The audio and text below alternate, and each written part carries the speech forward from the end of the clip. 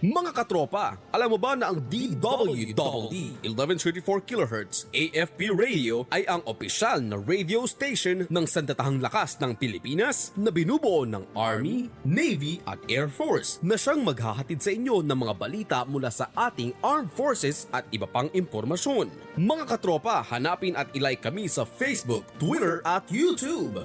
DWDD AFP Radio, ang boses ng Kawal Pilipino.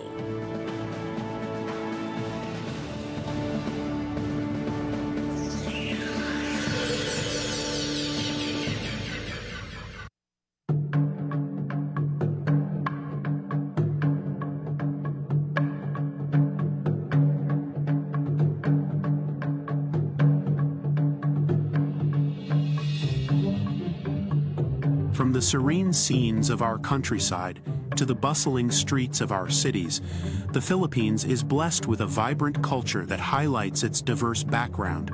Behind this beautiful backdrop, however, lies the story of a decades-long struggle that has prevented the dream of a peaceful and developed Philippines from being achieved. Hoping to break this struggle, Executive Order No. 70 was signed in 2018 mandating the institutionalization of the whole-of-nation approach in attaining inclusive and sustainable peace, creating a national task force to end local communist armed conflict, or NTF-LCAC, and directing the adoption of a national peace framework. Flashback to its humble beginnings, the NTF-LCAC was created in response to the breakdown of national-level peace talks. These peace talks endeavored to put an end to the 54-year-long exploitations and atrocities of the country's communist terrorist group, the CPP-NPA-NDF. Understanding that despite the peaceful and wholehearted intention of the government to end its conflict with the CPP-NPA-NDF, the same could not be said for them. Faced with such blatant disrespect, lack of any willingness to approach the negotiation in the interest of peace, and continuous atrocities, the NTF-LCAC was established to breathe new life towards our peace-building efforts. Jumping off from its signing in the 4th of December 2018, the National Task Force crafted its national plan and cluster implementing plans in April of 2019, all imbued with the whole-of-nation approach, whole-of-society approach, and good governance. The task force has since harmonized, encouraged, supported efforts, and provided a medium for collaborations in truly making meaningful, sustainable, lasting, and inclusive peace, security, and development for all Filipinos. Guided by its national and implementation plans, the task force, through the efforts of its member agencies and national secretariat, established its 12 national clusters or lines of efforts to address the 10 programs of the CTG, with 2 tracks defining the strategic operations of the clusters. The task force spearheaded the efforts of its political, economic, and socio-cultural track, composed of the Local Government Empowerment Cluster, the International Engagement Cluster, the Basic Services Cluster, the Infrastructure and Resource Management Cluster, the Poverty Reduction, Livelihood and Employment Cluster, and the Sectoral Unification, Capacity Building, Empowerment, and Mobilization Cluster. These efforts complement the initiatives of the Peace Engagement, Law Enforcement and Military Track, which is a participation of the Strategic Communications Cluster, the Peace, Law Enforcement and Development Support Cluster, the Situational Awareness and Knowledge Management Cluster, the Legal Cooperation Cluster, the Local Peace Engagements Cluster, and the ECLIP and Amnesty Program. In its vow to inclusivity and in reaching the farthest and most remote of areas, parallel operations of the National Task Force were mirrored down to the grassroots through the establishment of local task forces, from the Joint Regional Task Forces, or JRTFs, to provincial RTFs, as well as city, municipal, and barangay task forces. This existing institutional mechanism and the underlying development process partnered with top-down and bottom-up planning preserves and ensures not only the inclusivity across the country, but more importantly, the geared-up participation and heard voices of Filipinos. Para sa aming mga kabarangay, nabawasan po yung kanilang kahirapan sa paglalabas ng kanilang mga proyekto. Unang-una po ay yung mga buunan nyog at saka po kopras, yung pong saging. Lahat pong kalakal nila ay napakalaking kaginawahan po na itulong sa aming mga kabarangay. Dati kasi mahirap kalsada dito, yung maputik, mahirap maglabas ng mga produkto. Tapos yun ngayon, maganda na yung access ng kalsada papunta sa labas. Their capacities to help within their communities and uplift their very own lives are built and prioritized. The unwavering and undisturbed operations of the task force, which forged its way out of the devastating atrocities and exploitations of the CTG, faced and survived through the COVID-19 pandemic, and continued to the current administration as guided by the crafted medium-term roadmap that shall and will ensure a path to unity, security, inclusive, and sustainable peace and development during the term of the President. Under said roadmap, efforts from 2023 until 2024 shall focus on defeating the CTG and breaking their support structure, while 2025 to 2028 will focus on building on its successes and ensuring sustainment of its achievements. The efforts of our LGUs, our various government agencies and law enforcement authorities in the region for supporting the NTF-LCAC by improving public safety and implementing programs that improve the living conditions for all. As of date, under the leadership of the NTF-LCAC Chairman, His Excellency Ferdinand Marcos Jr., Co-Vice Chairpersons, Vice President and Secretary of Education Sara Duterte, and NSA Eduardo Año, with the orchestration of Executive Director Ernesto Torres Jr., the National Task Force asserts its 100% establishment of its regional task forces, LCAC, across the country. In addition, 79% of its localities declared the CPP-NPA-NDF as persona non grata. Continuing on the success of the past, the NTF-LCAC under the present administration continues to blaze its path towards peace, providing continuous support to program such as the flagship Barangay Development Program and ECLIP, which continuously win hearts and minds and spur the surrender of the CTG affiliates respectively to breaking new ground in instituting programs such as DWDD's Last Mile Program and the new Agrarian Emancipation Act to support far-flung barangays and spurring development. These game-changing efforts have truly made the difference, utilizing the whole-of-nation participation and whole-of-government approach, which involves the national and regional government agencies, as well as the local government units and the private sector. Marked improvement of our country's global terrorism index ranking has been observed, raising our ranking from 9th in 2019 to 18th in 2023. But more than that, it led the way towards the provision of houses, access to clean water, electricity, food, education, healthcare, and other basic services, opening roads to peace, unity, and development, while the NTF-LCAC has made significant headway towards ending the local communist armed conflict. There is still much work to be done, focusing on ensuring the adherence to the whole of government, as well as maximizing private support under the whole-of-nation approach.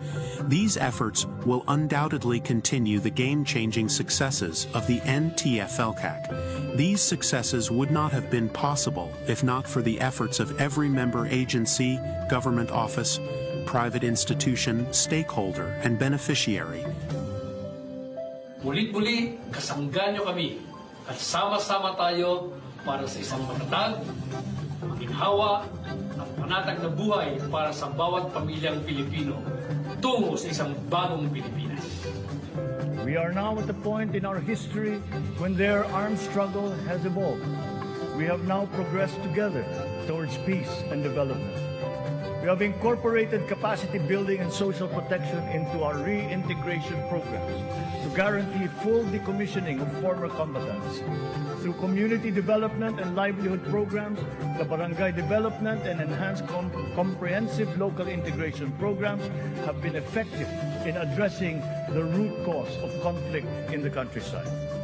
To complete this reintegration process, I will issue a proclamation granting amnesty to rebel returnees, and I ask Congress to support me in this endeavor.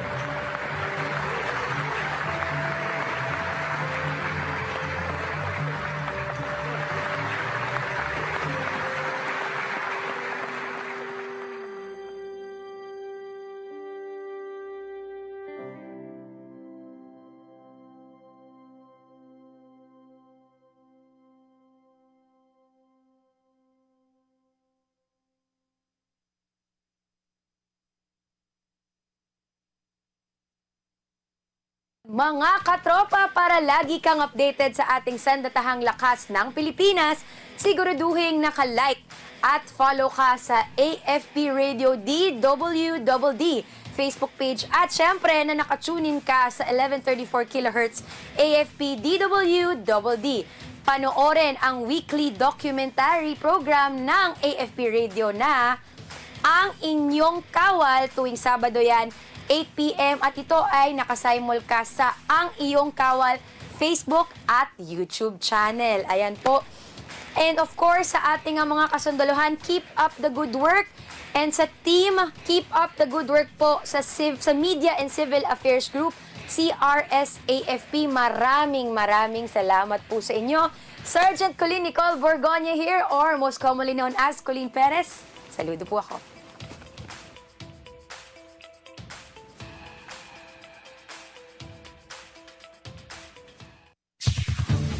Ito ang DWDD 1134 kHz AM.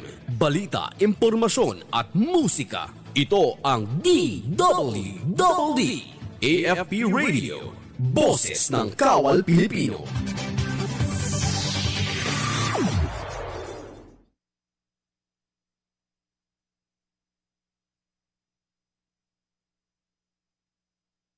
Ating pakinggan ang mga impormasyon at balita sa kasalukuyang kaganapan sa ating bansa dito sa programang Kumusta Pilipinas, hosted by Major Mark Anthony Cardenosa, Philippine Army, and Airman First Class Glenn Guljan, alas 10 hanggang alas 11 ng umaga, Lunes hanggang Biyernes, dito sa DWDD Armed Forces Radio, ang boses ng Kawal Pilipino.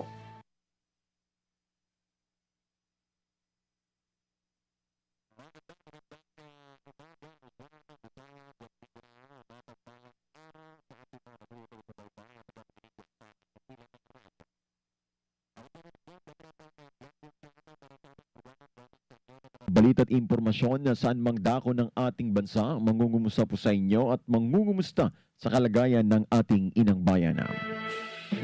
Pababayan oras sa pulungan, naganap ng alas 10:14 na po ng umaga at muli po tayo magkakasama-sama sa araw po ng Miyerkules, ika-18 ng buwan ng June 2025. At ngayon po ay ikangay makulimlim at nararanasan po natin ang buhos ng ulan sa iba't ibang bahagi ng bansa.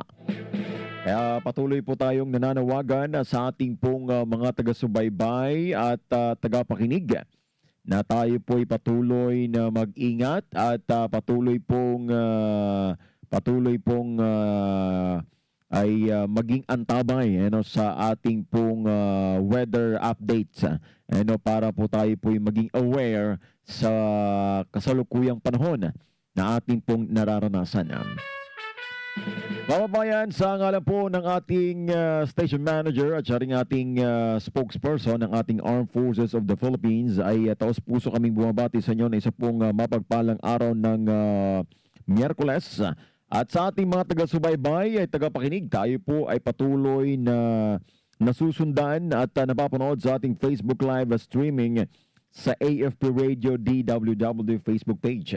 And just visit and send your comments and messages this Wednesday morning upang amin po kayong makasama at makumusta po natin dito sa ating programang Kumusta Pilipinas.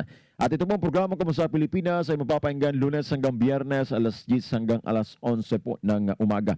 At isang oras po tayong magkakasama-sama upang kumustahin ang bawat isa at kumustahin ang mga kaganapan at mga sitwasyon na ating pong naranasan sa ating inang bayan. At bibigyan pa nating pansin ang ilang mga malagang papel na ginagampanan ng ating Armed Forces of the Philippines para sa patuloy ng pagpapaigting ng mandato nito sa ating pong internal security operations at lalo na rin sa ating territorial defense operations.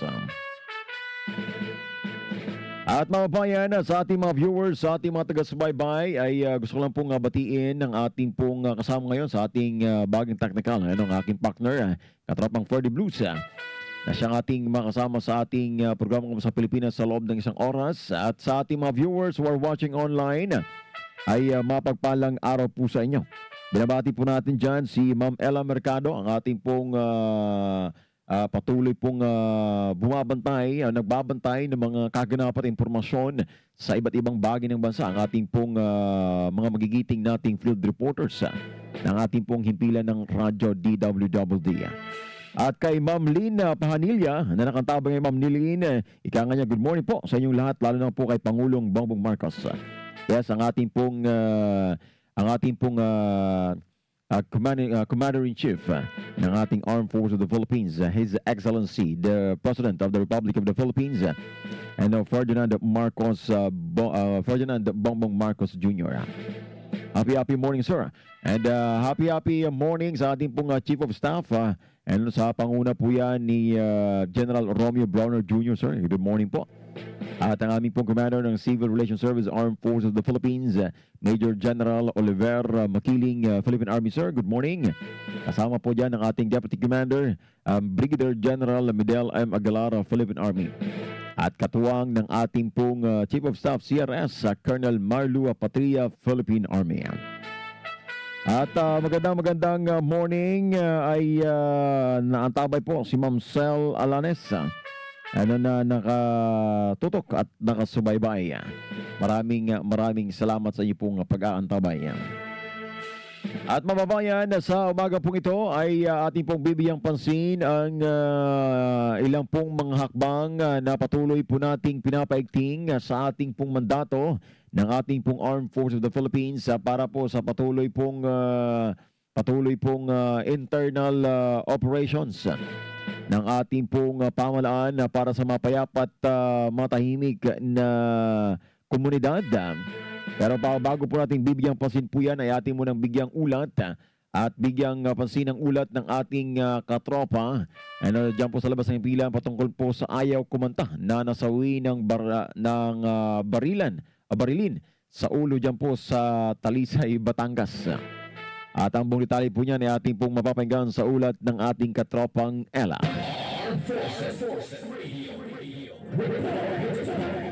Katropang Ella, magandang umaga. Maraming salamat katropa. Nasawi ang isang 36 anyos na lalaki sa barangay Caloocan, Talisay, Batangas, makaraang barilin sa ulo ng isang di kilalang suspect dakong alas 10 kagabi.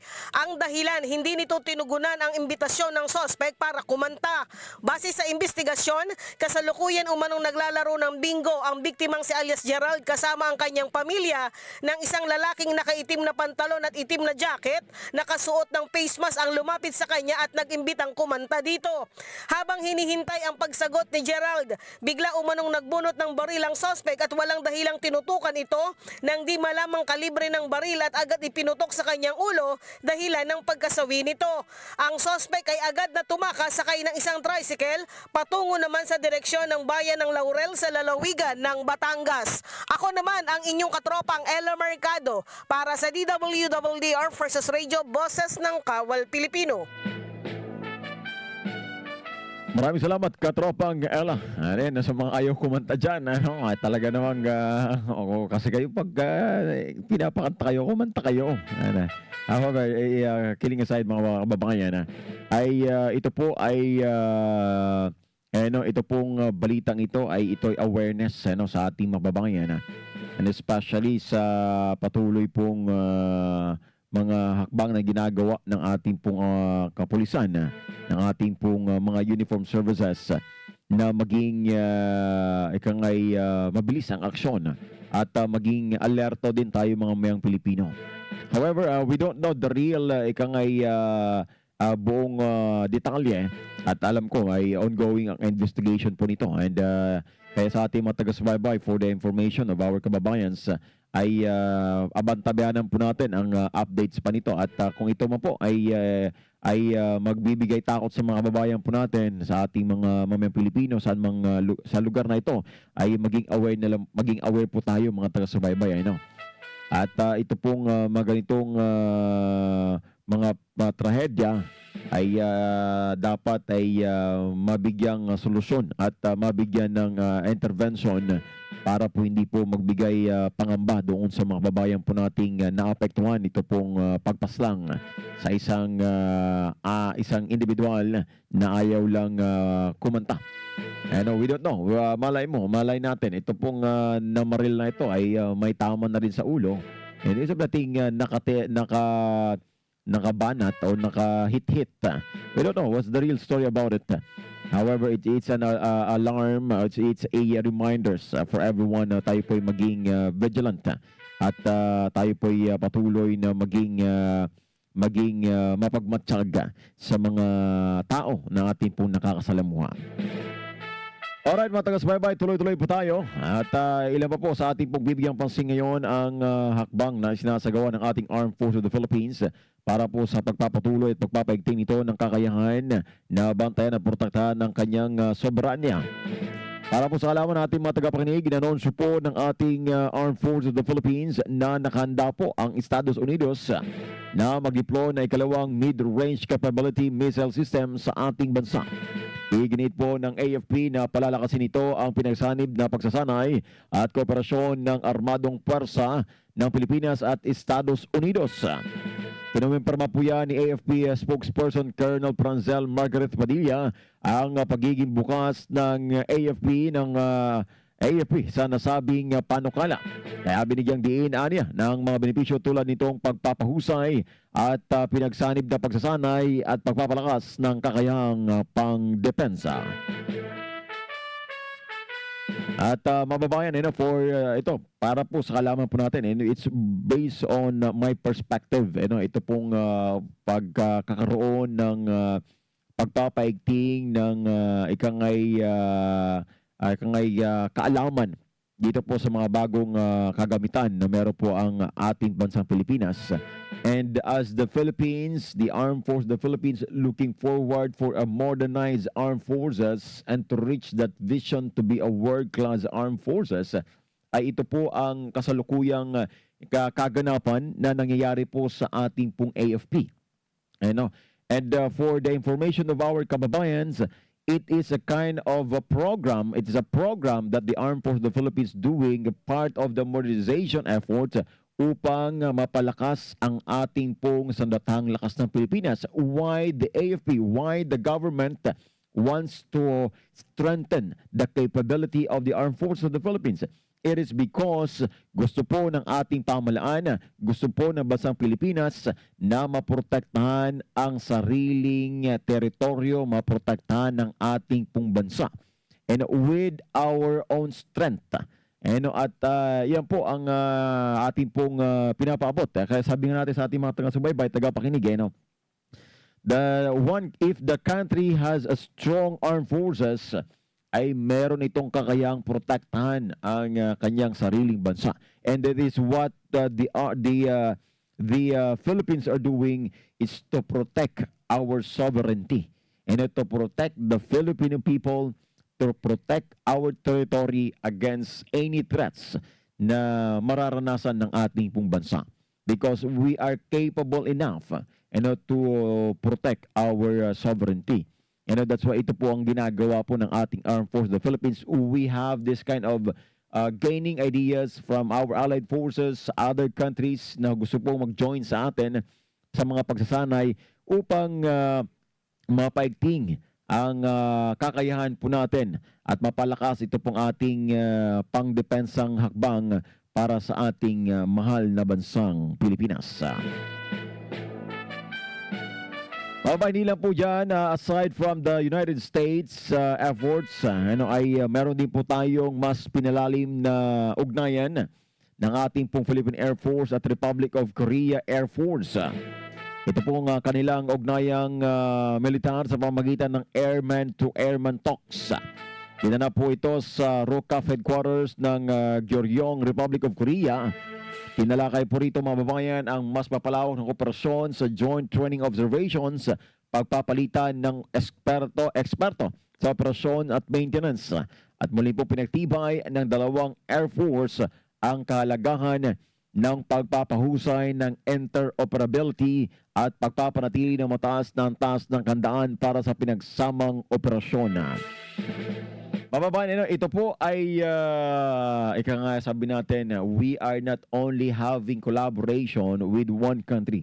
We are doing various collaborations, ika nga partnerships with various countries in our continent, sa Asia, para po ay mapaigting ang ating pong kaalaman, kakayahan. At kung mapapansin po ninyo mga pambabayan, ay nakaraang buwan ay katatapos lamang ng isinagawang kamandag air exercises. At ito po ay malaking factors para po sa ating pong pagpapanatili sa bawat operasyon ng ating pong Armed Forces of the Philippines. And now we have this collaboration together with the Republic of Korea, Korea Air Force, para po magkaroon naman ng mas mapaigting na kaalaman at kooperasyon ang ating pong Philippine Air Force together with this Korean Air Force. Ito po ay isang pagpapakita lamang na maganda ang ating pong relasyon sa ating pong mga karatig bansa. And actually, we're not only having this. And in terms of modernization efforts ng ating Armed Forces of the Philippines, ay marami po. Vietnam, nandyan ang Indonesia, nandyan Malaysia. Marami pa tayong mga bansa. And in terms of economic development, hindi natin na-admit yan, hindi natin kinakaila that the China is there to support us, the China is there para po sa ating conversation. However, ay meron lang pala tayong hindi lang tayo nagkakaroon ng isang magandang pag-uusap regarding po dito sa China. Actually, kung mapapansin nyo mga babayan, we are not anger sa bansang China. Hindi tayo galit, honestly. For the information of our kabayan, hindi tayo galit sa bansang China. Ang ayaw lang natin sa bansang China ay hindi tayo galit. Hindi natin kinamumunghian yung mga China, yung China. However, we are hindi lang po natin binibigyan, inaalaw. We are not allowing this kind of action na ginagawa po nila dyan. Ito pong mga action ng China, ng ilang po mga barko ng China dyan sa West Philippine Sea. For the information of everybody, China and the Philippines have samating strong relationship. Pagdating sa ating pong mga ugnayan, matagal na po yan. We have a strong relationship with China. And meron lang aspeto sa ating pong ugnayan sa China ang hindi po natin naiintindihan o nagkaroon po tayo ng hindi magandang pagkakaunawaan.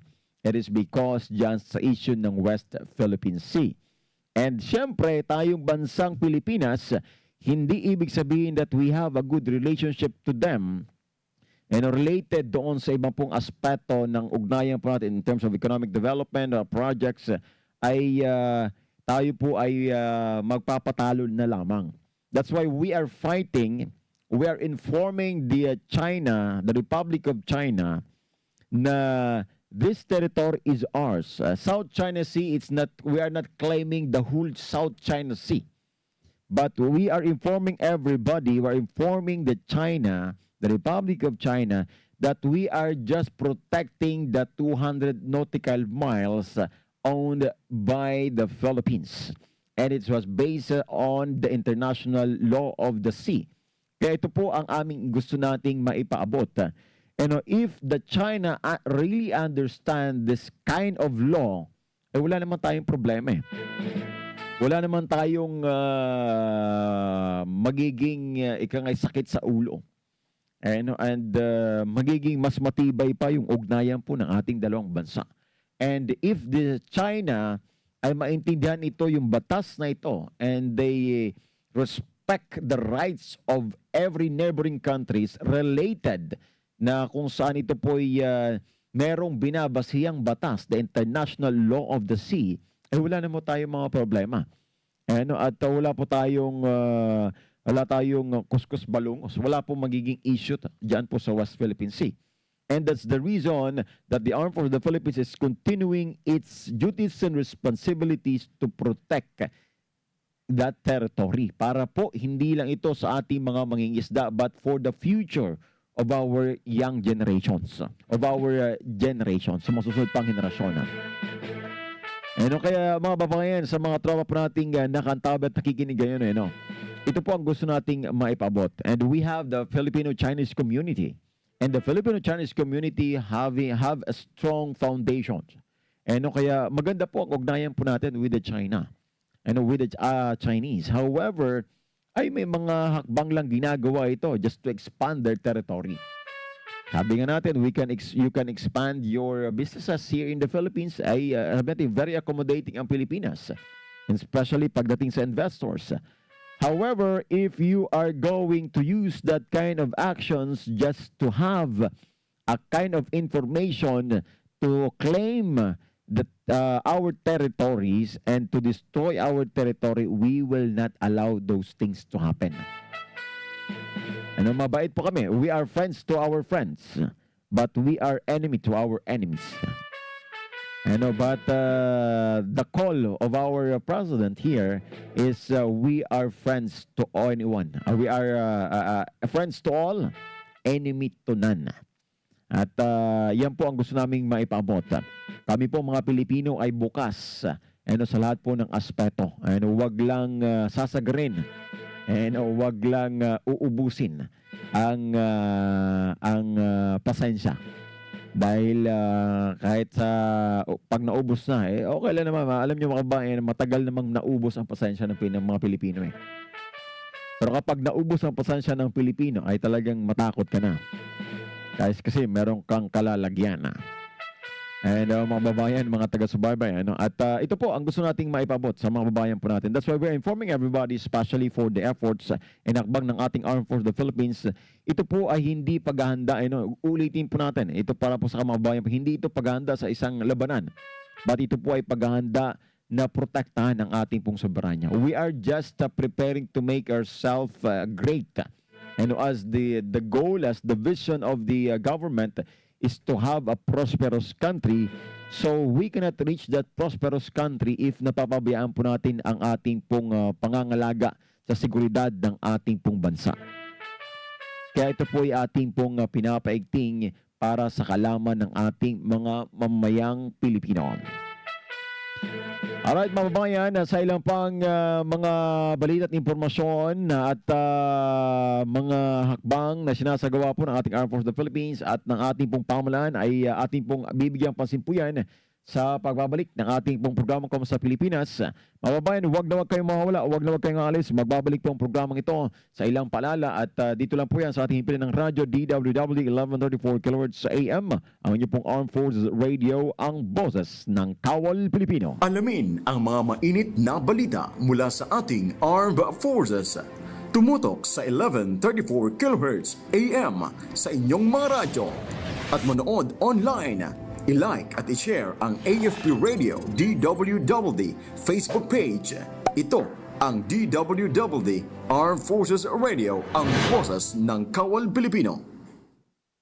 Just 85 nautical miles from Palawan, beneath the vast blue waters of the West Philippine Sea, lies Recto Banks or the Reed Bank, a natural treasure rich in oil and gas reserves.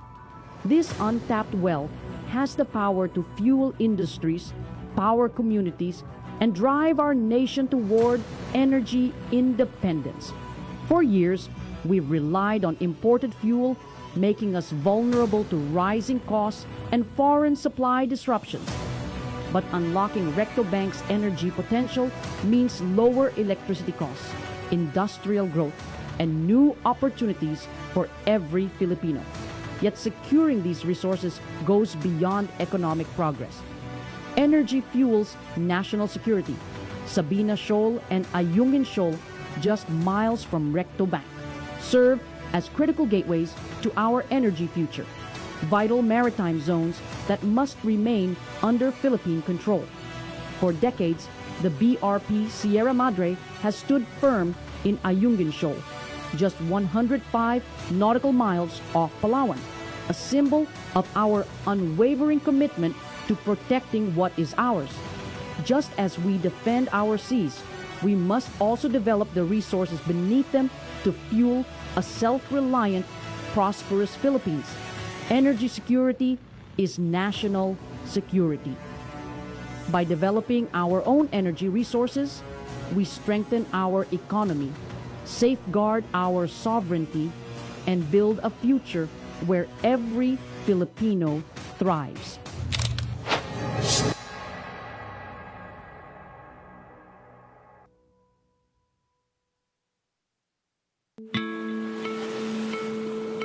What does the West Philippine Sea truly mean for us? It is not just a matter of geography. It's about our sovereignty and national pride. We must understand what we are fighting for, why we are fighting for our rights in the West Philippine Sea, and how as Filipinos can contribute to this battle for what is rightfully ours. In this video, we'll explain why understanding this issue is vital and how we can stand united in safeguarding our nation's future. The West Philippine Sea is part of the South China Sea, where China claims almost 90% of the area. This region is rich in oil, gas, and marine biodiversity, which serve as a source of livelihood for every Filipino. The South China Sea is a major trade artery and one of the most important trade routes in the world, with 21% of global trade, valued at $3.37 trillion passing through it, highlighting its global significance. The West Philippine Sea is crucial for the Philippines, both economically and environmentally. In 2017, its marine ecosystem, including the continental shelf, was valued at about $1.5 trillion. The WPS makes up 40% of the Philippines' maritime area, showing its significant role in the country's waters. It supports the livelihoods of over 318,000 Filipino fisherfolk. In 2022, the West Philippine Sea produced 1.16 million metric tons of fish, valued at $950 million.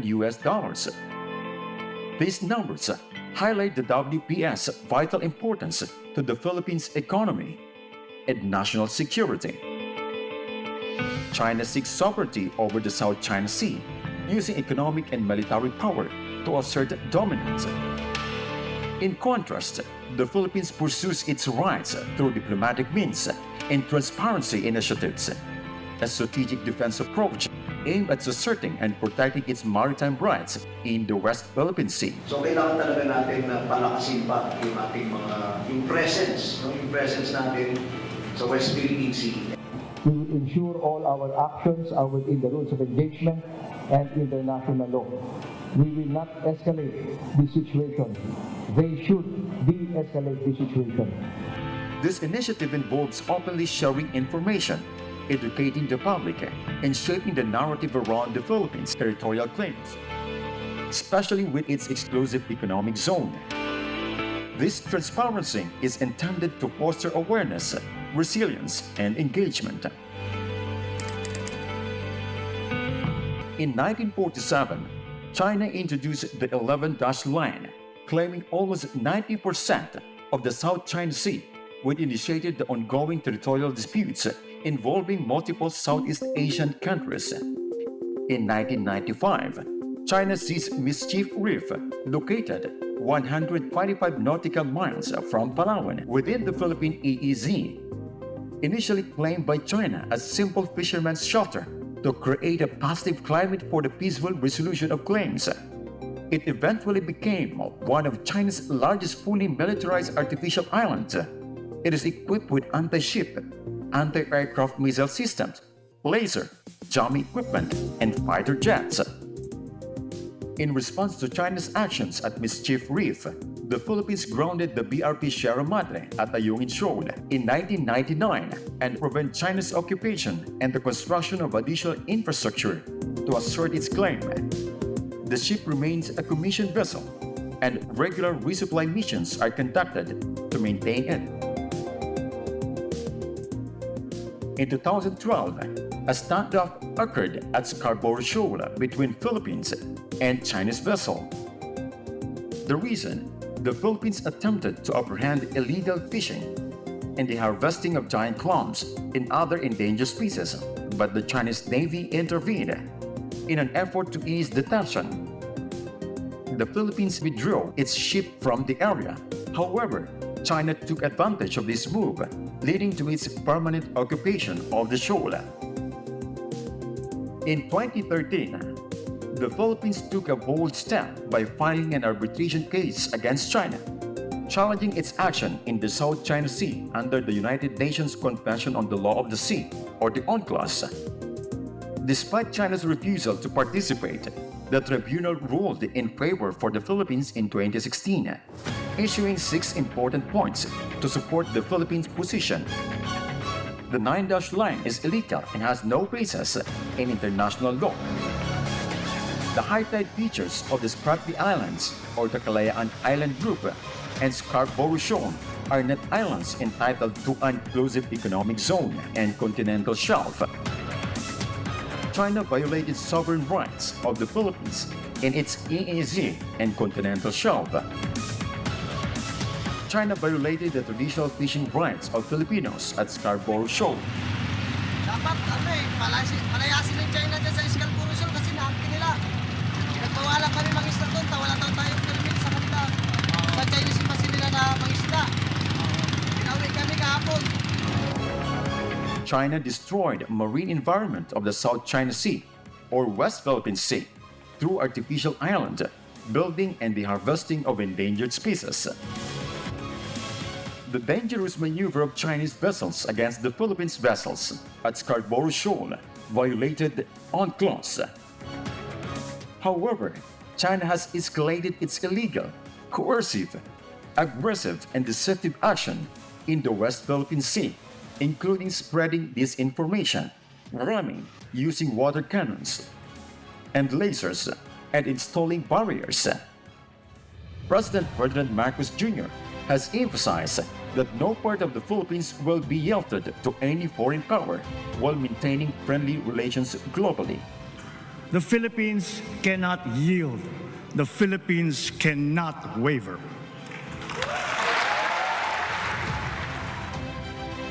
Our stand is guided by the theme, our seas, our rights, our future, emphasizing the importance of our maritime claims and their impact on national security and prosperity. The historical and geographical claims of the Philippines over South China Sea are well documented, including the 1734 map by Jesuit priest Jose Marillo Velarde, which supports our submissions to the arbitration court, the United Nations Convention on the Law of the Sea, or the UNCLOS, and 2016 Arbitral Award further solidify our rights in the West Philippine Sea.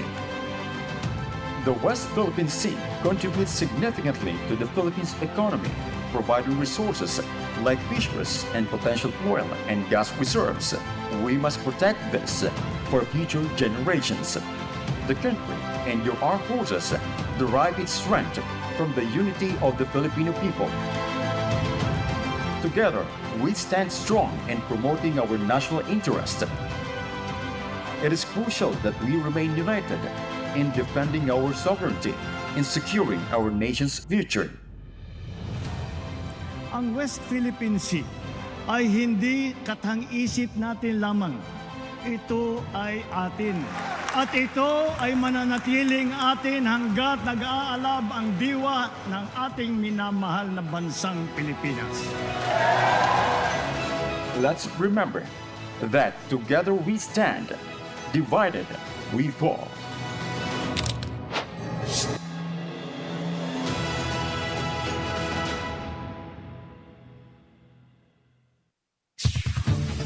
Ito ang DWDD 1134 kHz AM. Balita, impormasyon at musika. Ito ang DWDD AFP Radio. Boses ng Kawal Pilipino.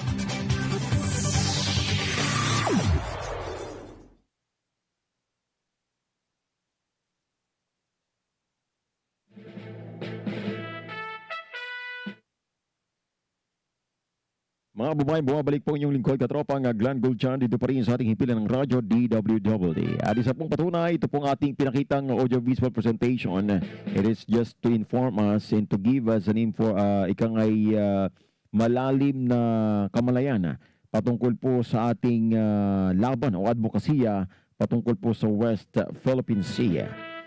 At mga bayan, oras sa pulong na legit sa 47 na po ng umaga at sa ating pong pagbabalik dito po sa ating himpilan ng radyo DWDD 1134 kHz sa AM at live na live pa rin po tayo napapanood sa ating Facebook live streaming sa AFP Radio DWDD. Ay sa ating patuloy pong paghatid ng mga balita, ibibigyan po natin pansin ang patuloy pong mainit na kaganapan dyan po sa Israel at Iran. Bayan, ating pong nabalitaan mga nakang araw ay na-report po natin na ilan. May nakangay walo o sabi nating walo po sa mga nasugatang mga Pilipino na ating mga OFWs dyan po sa nangyaring kaganapan dyan po sa Israel.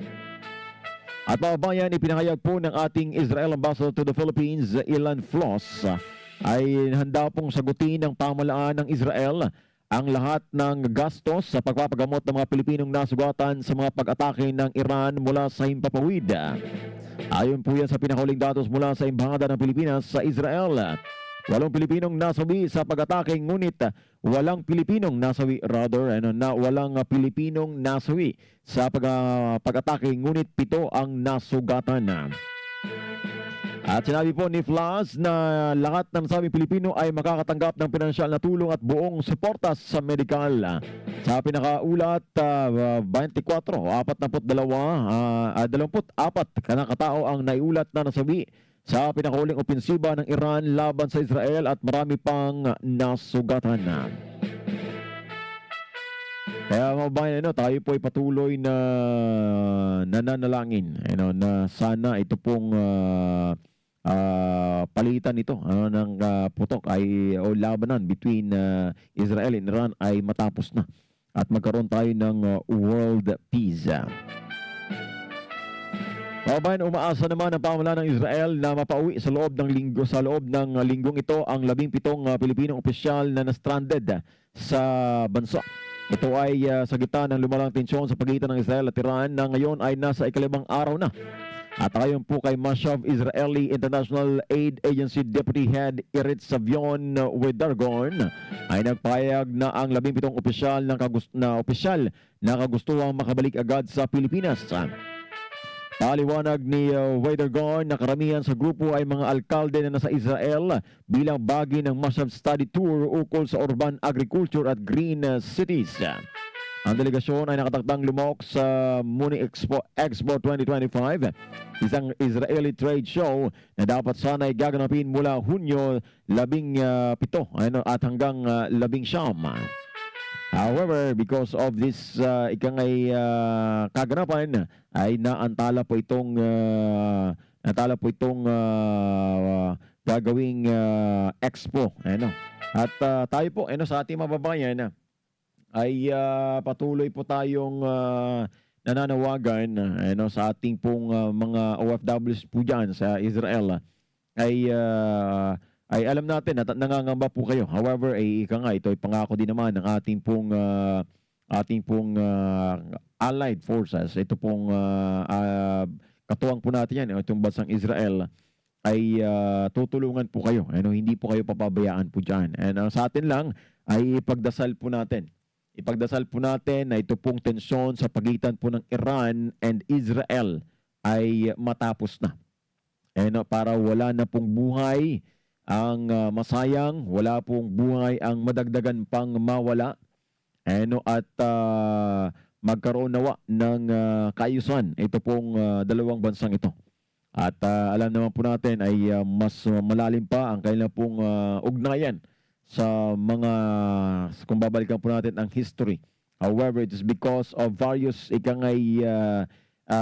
ideology na nagiging banta sa kapayapaan ng mundo ay pinagdarasal po natin yan. May God continually bless these two countries and give them understanding on the real purpose to have a meaningful peace sa ating pong mga bansa, saan mang dako ng ating pong mundo. Iyan po aming panawagan here in the Philippines. We are praying for the peacefulness of these two countries para po sa ating pong mas magandang hangarin na magkaroon ng world peace.